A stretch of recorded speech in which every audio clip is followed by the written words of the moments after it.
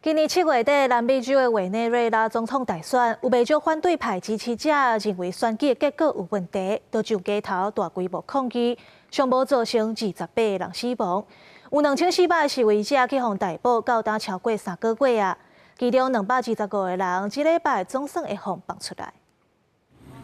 民众为天桥行落来，马上甲伫空地等的出来人互相相谈，因为因过去3个月根本无法度见到出来人。这10多人是委内瑞拉反对派支持者，说伫7月底总统大选结果由马杜罗当选总统的时阵，因为真侪反对派支持者质疑选举的结果甲选前的出口民调无同，组织上街都示威抗议，随后警察逮捕，暂时总算互放出来了。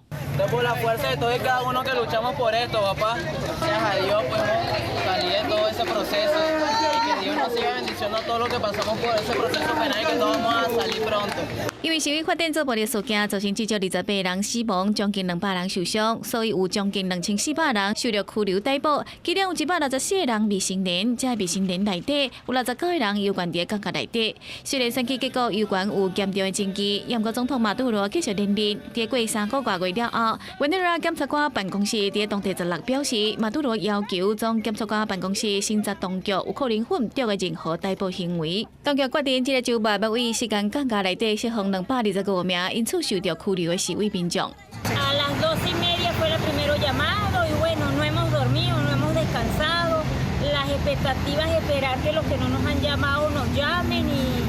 y que saquen esos muchachos para afuera. 根据美国人权组织刑事司法论坛统计，至少已经有100人获释放。如果当地17个会继续释放其他人，部分获释放的人表示，在监狱内底生活袂歹，也毋过国家警察说伫逮捕拘留民众的时阵不力相对。公司新闻台是董炳耀。